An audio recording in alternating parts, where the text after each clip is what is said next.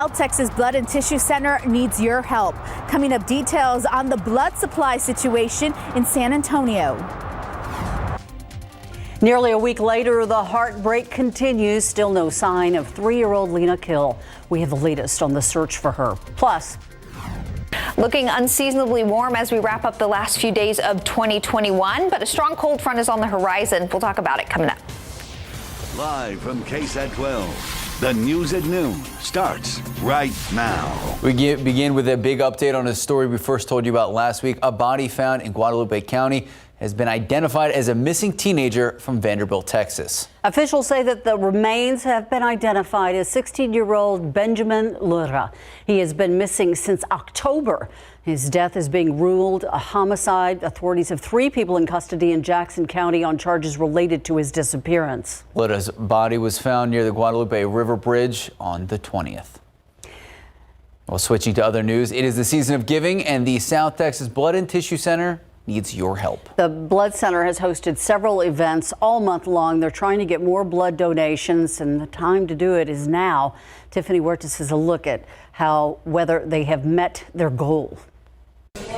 Last time I came, this place was packed, and now it's like not. So it would be nice to see more people reaching out. The South Texas Blood and Tissue Center has been battling low blood supply levels all year.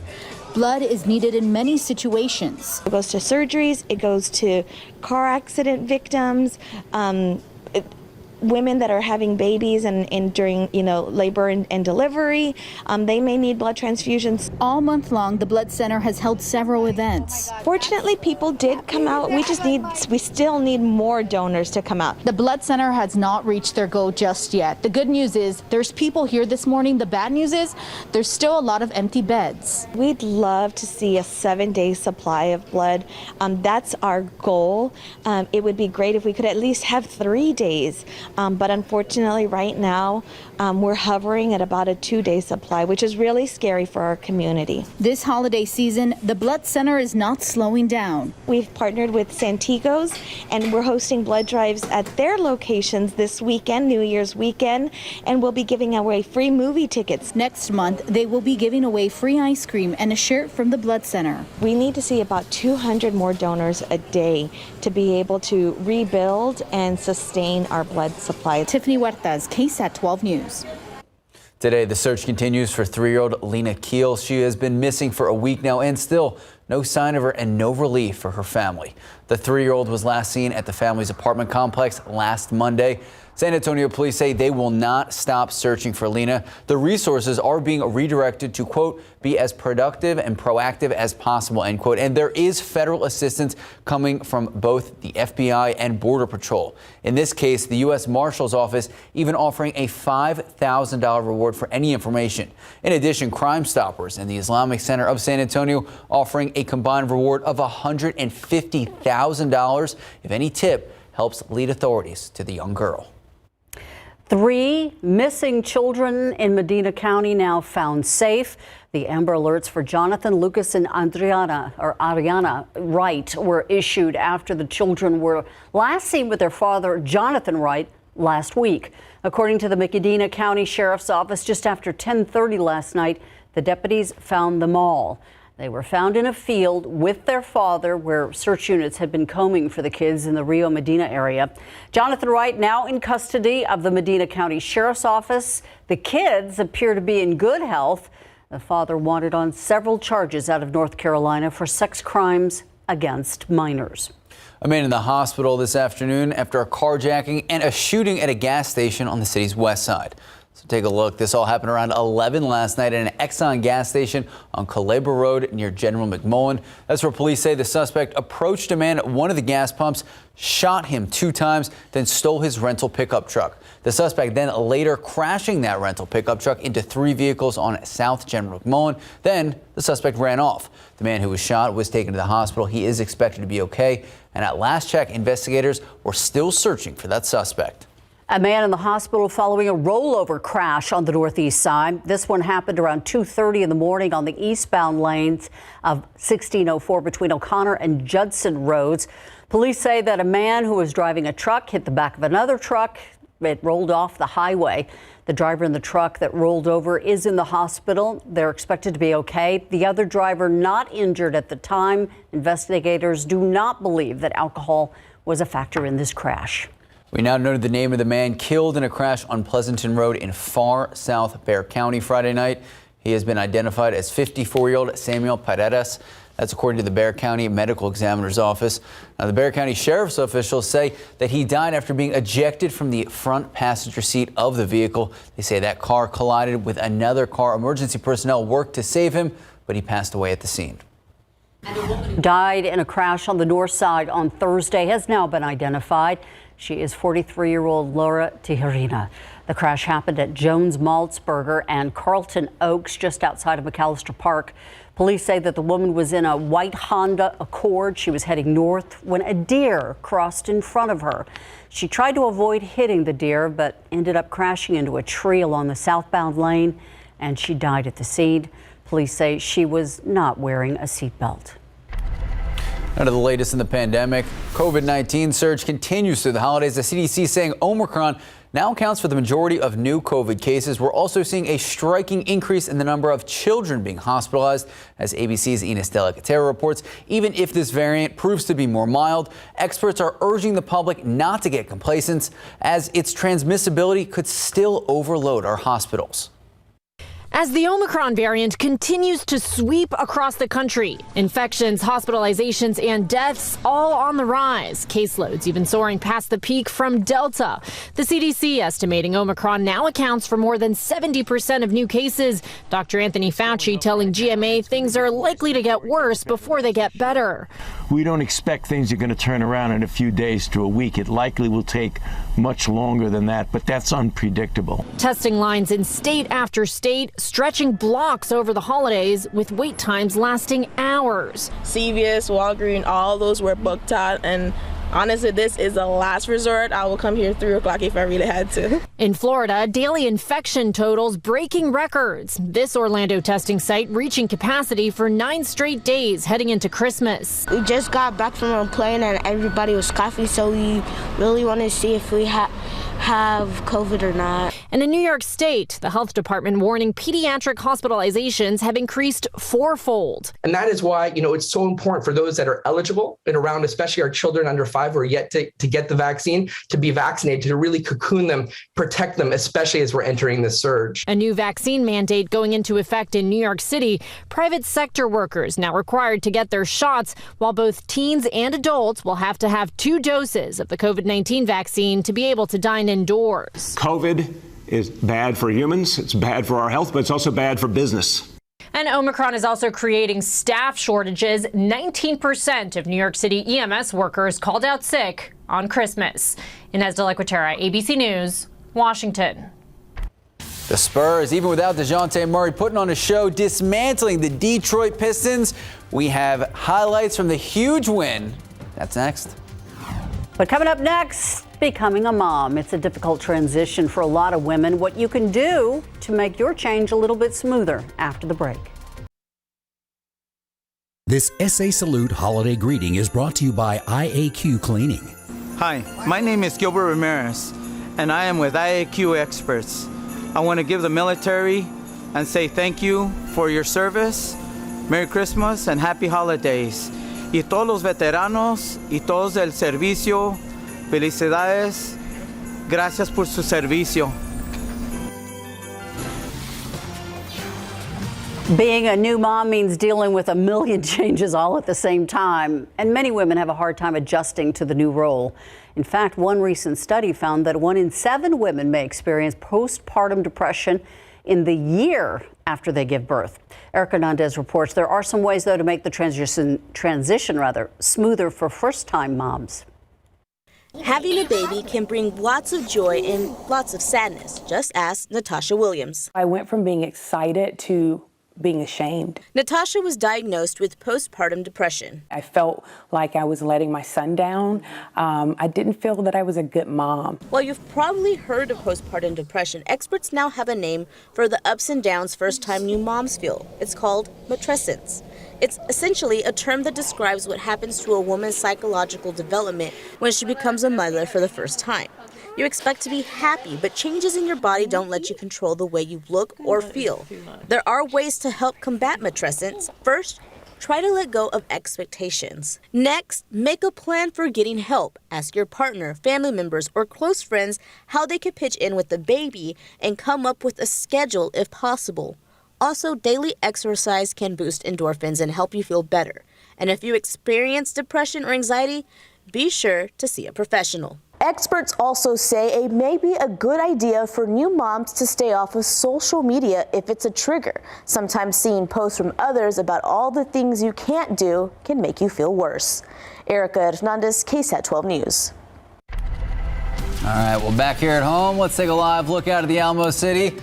69 degrees at 12:12. We've been saying throughout the morning, Katie Blake, it's the end of December, but it feels like April. Oh my gosh, yeah, it is unseasonably warm. And we were saying this throughout the morning, Max, where our temperatures were this morning in the low to mid 60s. That's where our average highs are this time of year. So it is unseasonably warm out there. The trend will continue all through the work week. We don't see some really big noticeable changes until the weekend, and I'll tell you about that coming up shortly.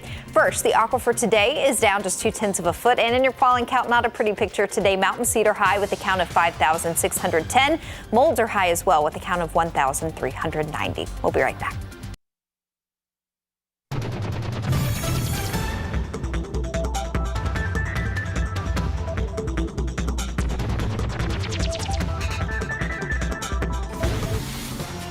All right, 12:15 this Monday afternoon. Welcome back. Thank you. Just got back from the Grand Canyon. And not only did you go and, do the regular, hey, there's a big hole in the ground, you hiked it. It's more than a big hole. Yeah. We did. I'm still a little stiff. And I'll tell you, though, it was beautiful. It was cold, but I got to play in the snow and the ice. Wow. It was really fun. No snow here, Katie. It was very Christmas-like there. I come back here, not so much. Not so much. A little tropical feeling back here at home. A little bit. It's nice. Little hair frizz going on. Yeah, definitely. Not a good hair week, not just bad hair day.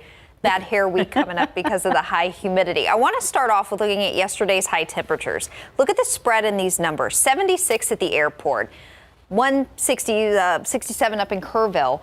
But look how warm it got. Places like Pleasanton and Cotulla. The big reason for the big spread in temperatures yesterday was all because of the cloud cover. These past couple of days, we've had this cloud deck that sets up in the morning, and then it slowly erodes during the afternoon. We are going to see a very similar situation today and also for several more days this week. So you'll notice through the afternoon, clouds continue to kind of wither away. But those of us that are already sitting under sunshine currently will end up with a much warmer afternoon. So places south of Highway 90, well south of Highway 90, like Carrizo Springs, Cotulla, even Pleasanton, you could see your afternoon highs in the mid to even upper 80s today. Meanwhile, folks closer to Highway 90, including here in San Antonio, New Braunfels, up into the hill country, holding on to cloud cover for a bit longer will likely result in high temperatures in the upper 70s. So that will be the difference this afternoon and also for a few more days this week as we fall into kind of a stagnant weather pattern. Currently at the airport, we're still overcast, just shy of 70 degrees. Temperatures have not moved much this morning under overcast skies. We started off in the mid 60s, not quite to 70 just yet. South wind 7 miles per hour. We didn't have much dense fog around town today, but there was some patchy dense fog well west of 35. All of that has cleared up now. Speaking of the cloud deck, it's starting to shrink in on itself just a little bit already. We can kind of already see some clearing across the eastern portion of Bexar County, up I-35 to New Braunfels, even San Marcos starting to see a bit more sun. But you'll notice western Bexar County, Medina County, Bandera County, up into parts of the hill country, still overcast as that cloud deck holds on. So 70 at the airport, but check it out, Stinson seeing some clearing already up to 76. You can already see kind of the difference that the cloud cover will make with our temperatures today. Already 78 in Cotulla and already reading 80 degrees there in Pleasanton with some clearing. We'll have a decent breeze today out of the south, about 5 to 15 miles per hour. But all that southerly breeze does is continue to pump in high humidity. Our dew points are high. They're in the 60s, and that's where they'll stay essentially all week. We'll catch a little bit of a break. Late Wednesday into Thursday, there will be a very weak frontal boundary that will try to push through. It will stall out, but it'll pull in some slightly drier air very briefly. Then our dew points shoot back up for New Year's Eve and New Year's Day, back into muggy territory. But look what happens after New Year's Day this coming weekend. Dew points tank. We are talking numbers in the 20s and the teens, essentially really, really dry air moving in. And that's going to come hand in hand with our next strong cold front. But again, that's coming this weekend, so we've got a ways to wait. Let's talk about this front. I want to start off with what's going on elsewhere across the country. We've got a little bit of winter weather, even across the higher terrain of California there, up through a portion of Minnesota, Canada, and then even a wintry mix across parts of the Northeast. Also a much colder air mass for those places that are seeing that wintry precipitation. It's 22 below in Cut Bank, Montana, currently 4 below in Bismarck. Meanwhile, right at 30 degrees in Omaha. And we've got some mid-40s there in the Central Plains. So in comparison, much warmer across the deep south in Texas at 75 in Dallas currently. So the cold air is sitting well to our north, and that's where it will stay all the way through the work week and all the way through New Year's Day. So I'm going to take you all the way through Friday, Saturday, New Year's Day. Our high temperatures stay in the 70s and 80s, so unseasonably warm. But eventually our next cold front will arrive, and it does look like this front will move through late Saturday, early Sunday, with a drop in temperatures and some drier air. So the next front is coming, but we're going to have to wait several more days before it gets here. And another warm and humid day today with a high near 77, clearing skies this afternoon. Here's a first look at that temperature drop, potential temperature drop from low 80s New Year's Day to afternoon temperatures in the 50s by Sunday. We'll keep an eye on it, guys. What a way to bring in the new year. Thank you. Thanks, Katie. Coming up next, Dallas Cowboys rolling past the Washington football team last night on national TV. We're talking Sunday Night Football. Dak, Zeke, and the whole squad putting on a show. Pro football coverage powered by Davis Law Firm. There's been a lot of talk recently about the Cowboys offense being in a slump, Amari Cooper not getting the ball enough.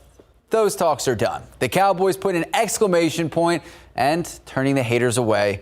They are officially NFC East title champs, and they did so while putting the Washington football team down on national television. Dallas got work early, scoring 3 touchdowns in each of the first 2 quarters. They led 42-7 at halftime. When the smoke cleared, here's the final score. 56 for the Dallas Cowboys, 14 for Washington. Dak Prescott putting on a show, 28 of 39, 330 yards, 4 scores. Dallas now moving to 11-4, all while crushing Washington's playoff hopes. Cooper Rush even throwing a touchdown pass, helping the Cowboys reach 50 points for the first time since the Super Bowl way back in 1993. So now the Cowboys sit in second place in the NFC, just 1 game behind Green Bay Packers for first place. Next up, Cowboys home matchup with the Arizona Cardinals. Game set Sunday afternoon, 3:25. And speaking of a dismantling, no DeJounte Murray, no problem. He was out last night because of the league's COVID health and safety protocol. So the Spurs were technically shorthanded in their return home, hosting the Detroit Pistons. Still no problem for the Silver and Black. Took control early and did it often. Derek White, beautiful lob to Jakob Poeltl. Two-handed jam. Spurs went up 13-12 and really didn't look back after that. Keldon Johnson, he looked great. And then here we go. Jock Landale killing it from deep. He's really been killing it up since he's been on the team.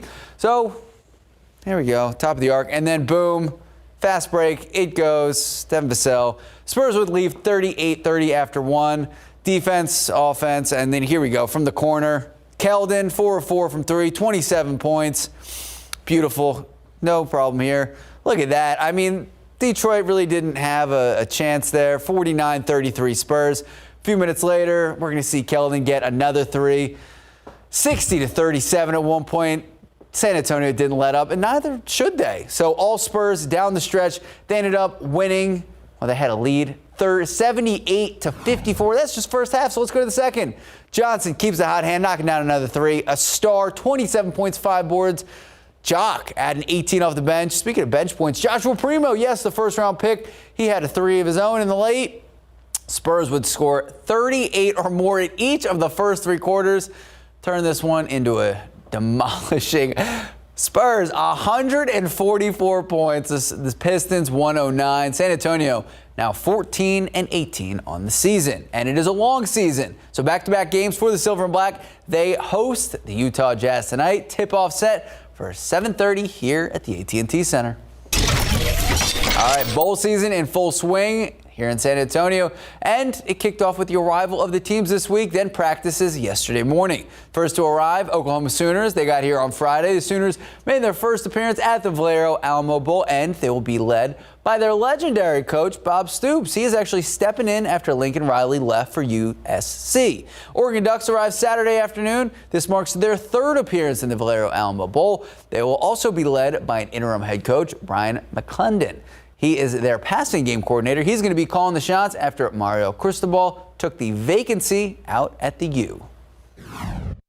Just having Coach Stoops as a coach, I think it raises the intensity, the competition of practice, and I think all of us, we kind of just want to play up to the standard that he set. It's like we're playing for a legend, so everybody has to take and elevate their game to the next level. The more you invest, the more you have to play for, and I've always believed in that. So, whoever's prepared the best and going to go show out on Wednesday is who's going to want it more because they got more on the line. And we hope to see the best from both teams. Kickoff set for Wednesday, 8:15, of course, at the Alamo Dome. And we know a lot of people coming into town just to see that game. Any Ducks fans out there, you think? I'm sure there's a few. I know of only one.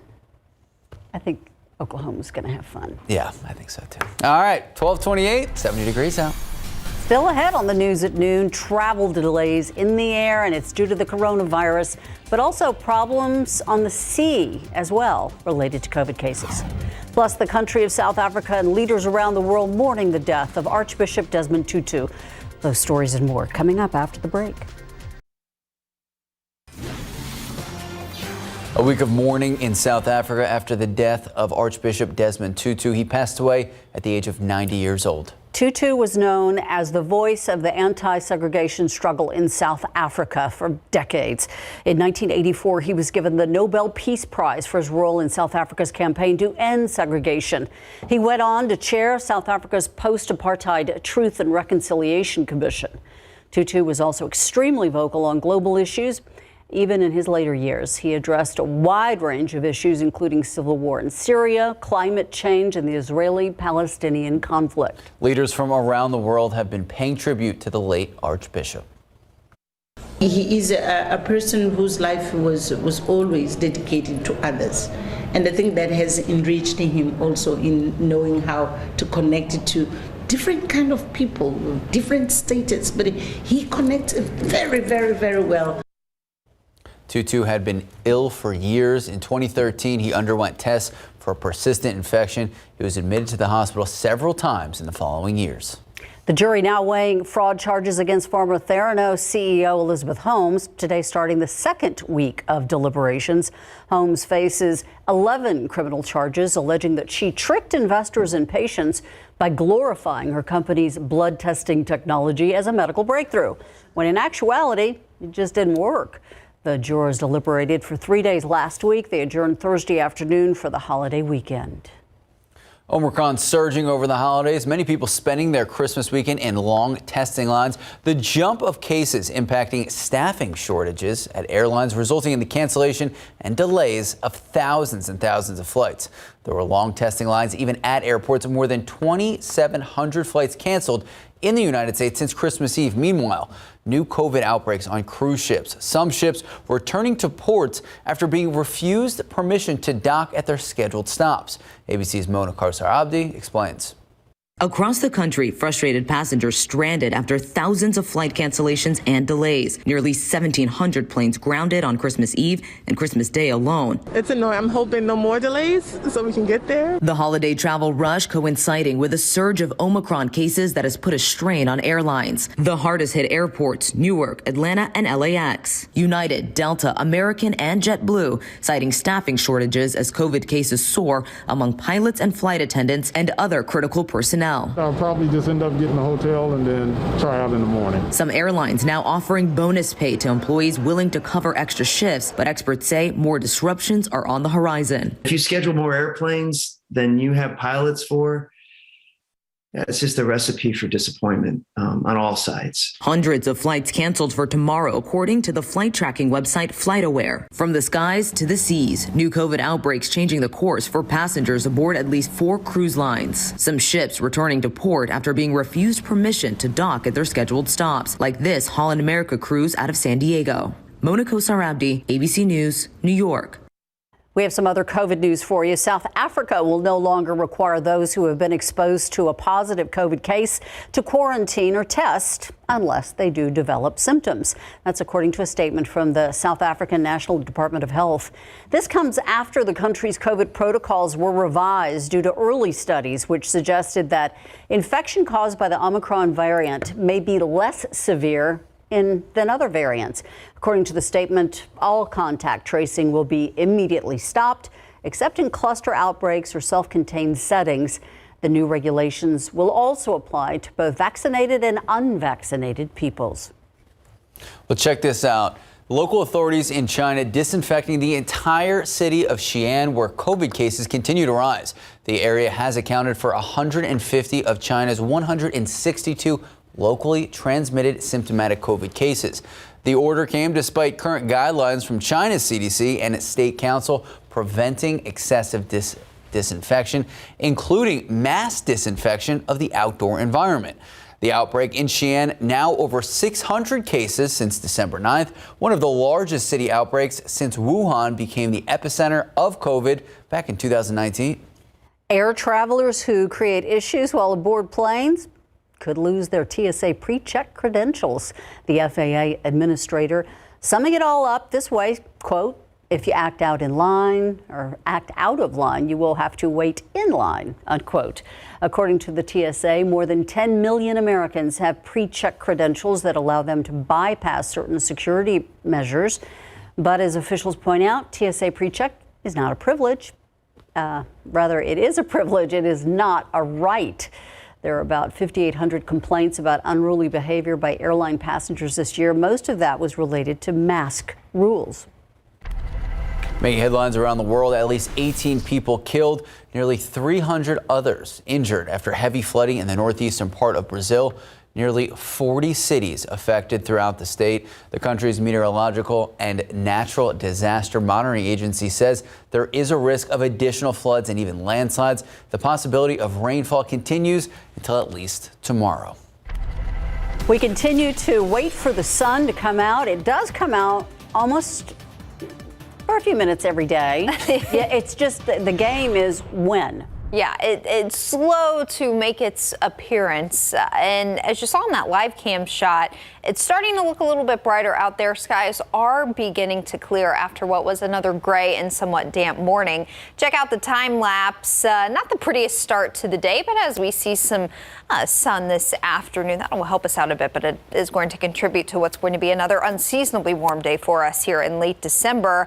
And yeah, there's the clearing. It looks like it's moving in from the southeast here. Satellite loop is showing our deck of low clouds gradually starting to kind of shrink in on itself. So our camera there near the airport on 410 is showing the clearing conditions that are currently taking place. As we head into the rest of the day with skies continuing to clear, our temperatures will continue to climb. We're looking at upper 70s in and around San Antonio today. Some spots will definitely be back in the 80s this afternoon. And we'll take another look at the forecast high temperatures across the whole area coming up in just a bit. A quick look at your headlines for the week ahead so you can kind of plan out your week here. Not much is going to change through the work week through Friday. We'll continue with the trend of damp gray mornings leading to clearing and warm afternoons. Our high temperatures will be near 80 pretty much all week long. As we get closer to the all-important New Year's Eve, still going to be warm and humid by then. Even some fog and drizzle developing late New Year's Eve night. That leads us into a warm New Year's Day. But it does look like our next strong cold front will arrive late New Year's Day into January 2nd. We'll get you the latest on that front. Another look at your full planning forecast coming up in just a bit. Ursula. Thank you, Katie. Around the country, at least 3 people sent to the hospital after a 20-car pileup in Nevada. This is an area northeast of Lake Tahoe. Authorities say that the chain reaction crashes happened in whiteout conditions yesterday morning. Dangerous conditions also include a 50-mile-an-hour wind issue as well as snow. And yes, there's even more snow expected in the area. Well, yesterday marking 25 years since 6-year-old JonBenet Ramsey was murdered. The little girl found dead by her father in the basement of their Colorado home the day after Christmas in 1996. A coroner said she died from asphyxiation due to strangulation, ruling her death a homicide. Her parents, who said they found a kidnapping ransom note, were the initial suspects. But the couple was eventually cleared of suspicion in 2008. 2 years after JonBenet's mother died of cancer. Yesterday, police said they are actively using new technology to enhance the investigation and check regularly for DNA matches, all in order to solve this case. It's a busy time for gift returns at stores. Coming up after the break, how many retailers are extending the amount of time that customers have to make those returns. And a feel-good story about a little frog found in a man's salad mix. Why he wasn't upset or even bothered about the discovery. He got a new pet. And coming up next, what homeowners need to know about increased homeowners insurance. We'll be right back.